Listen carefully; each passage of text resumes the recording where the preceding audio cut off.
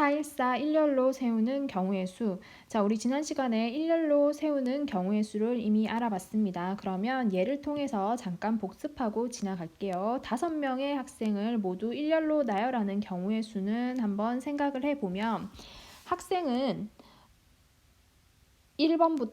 학생은 A, B, C, D, E 5명이 있다고 생각을 할게요. 자, 그리고 5명을 일렬로 세운다라는 건 총 몇 개의 자리가 생기나요? 1번 자리, 2번 자리, 3번 자리, 4번 자리, 5번 자리가 생기는 거 맞죠? 그러면 1번 자리에 올 수 있는 학생부터 생각해 봅시다. 1번 자리에 올 수 있는 학생은 A부터 B, C, D, E 5명이 올 수 있는 거 맞나요? 5명이 올 수 있고, 그 다음 2번 자리에 올 수 있는 학생은 1번 자리로 간 1명을 제외한 4명의 경우의 수가 있겠죠. 그리고 3번 자리에 오는 건 앞에 선 2명을 제외한 3가지 경우의 수가 생길 것이고, 4번 자리는 또 3명 제외하고 2가지 경우의 수가 생길 것이고, 5번 자리에 올 사람들은 앞에 전부 4명이 섰기 때문에 1가지 경우밖에 없겠죠. 자, 그런데 어때요?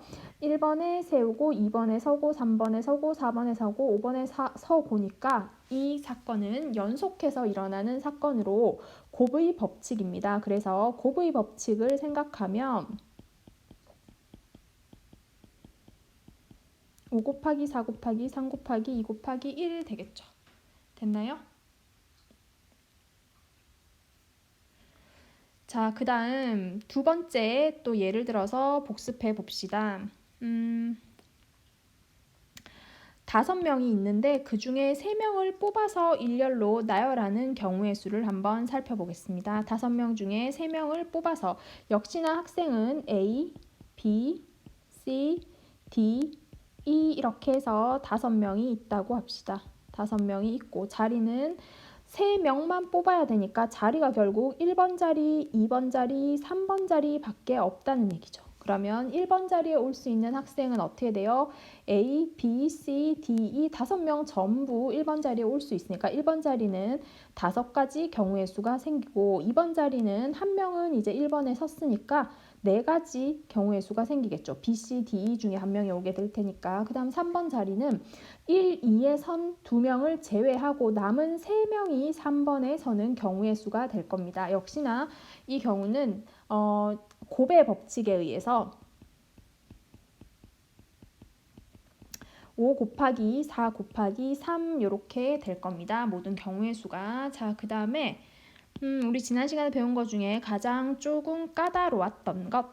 자, 일렬로 나열할 때 특정 몇 명이 이웃하는 경우의 수 있었죠. 특정 몇 명이 이웃하는 경우의 수. 자, 이웃하는 경우의 수는 어떻게 하라고 했어요? 만약 AB를 포함한 5명의 학생을 일렬로 나열할 때 AB가 이웃하는 경우를 한번 생각해 보자면 똑같습니다. AB 학생은 A, B, C, D, E. 자, 5명이지만 어떻게 생각하라고 했어요? AB는 세트로 생각하라고 했죠. AB를 한 묶음으로 묶어서 AB는 한 명으로 생각하라고 했습니다. 그러면 이 경우는 4명을 일렬로 세우는 경우가 되겠죠.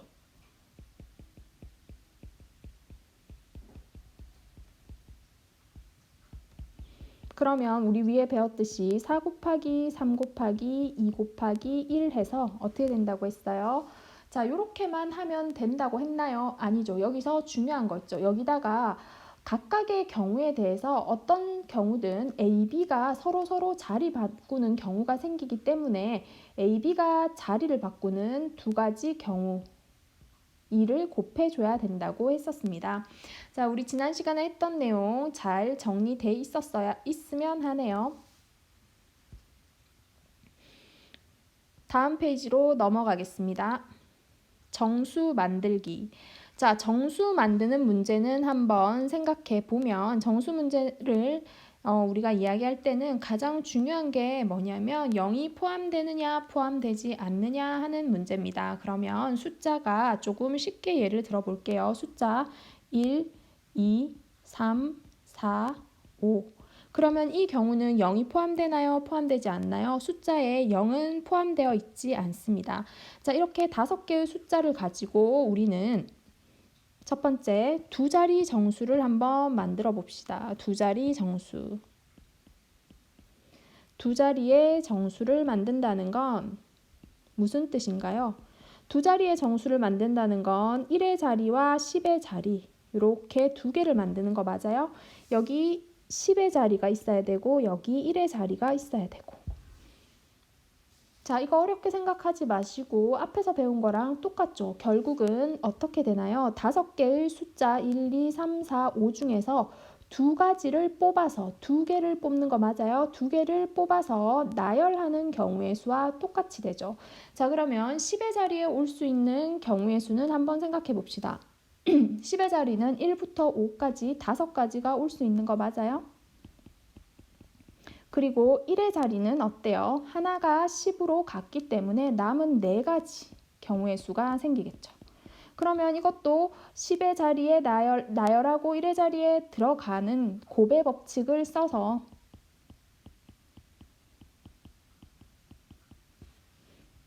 곱의 법칙을 써서 5가지 곱하기 4가지 이렇게 해주면 총 몇 가지가 되나요? 20가지의 경우의 수가 생긴다라고 얘기해주면 되겠습니다. 자, 그러면 세자리 정수도 어렵지 않죠? 세자리 정수 한번 해볼게요. 세자리 정수는 자,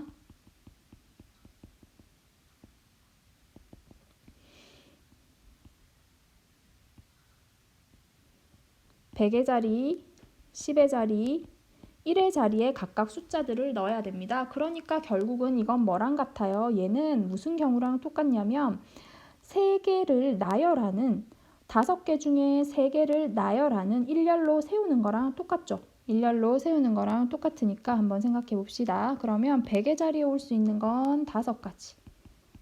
10의 자리는 하나 빼고 4가지. 1의 자리는 2개 빼고 3가지 이렇게 되겠습니다. 계산하면 5 곱하기 4 곱하기 3이라서 60가지의 경우의 수가 생긴다라고 할 수 있겠죠. 자, 다음 페이지 넘어가겠습니다.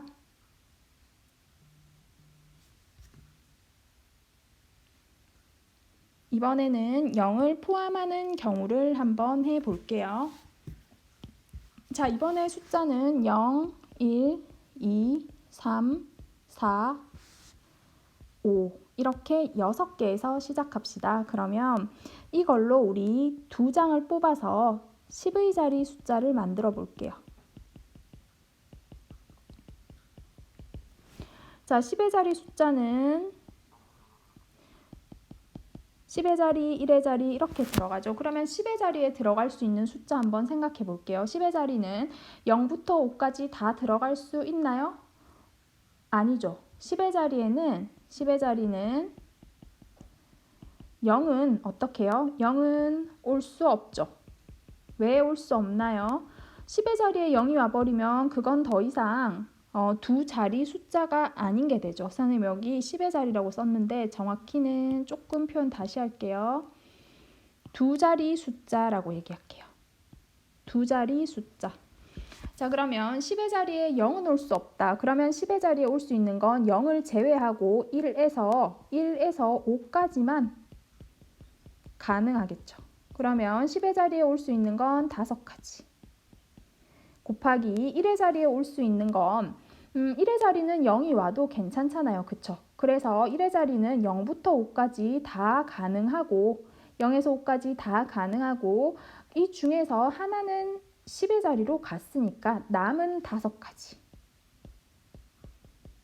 그래서 총 25가지의 경우가 생기게 됩니다. 자, 이번에는 세자리수 한번 찾아볼게요. 세자리 숫자.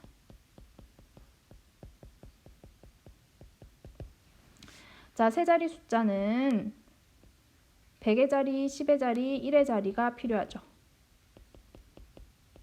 마찬가지로 가장 앞에 나오는 100의 자리에는 0이 올 수 있나요? 없나요? 자, 100의 자리에도 0은 올 수 없죠. 0이 와버리면 세자리 숫자가 아니잖아요. 그쵸? 자, 100의 자리에는 그러면 0을 제외한 5가지가 가능하겠고 자, 10의 자리는 다시 0까지 넣어서 6개 중에 골라야 되죠. 6개 중에서 100의 자리로 간 하나를 제외한 5가지. 자, 그러면 1의 자리는 100의 자리 간 거, 10의 자리 간 거 2개를 빼면 4가지 경우의 수가 생길 테니까 자, 답은 5, 4, 20에 100가지 이렇게 되겠습니다. 100가지라고 얘기해도 되겠죠. 자, 우리 살펴봤듯이 정수를 만들 때는 결국은 정수를 만든다는 것도 일렬로 줄 세우는 거죠. 숫자들을. 자, 숫자들을 일렬로 줄 세우는 건데 주어진 숫자에 0이 포함되느냐 포함되지 않느냐에 따라 중요하게 결과가 달라졌다라는 거 기억하시면 되겠습니다.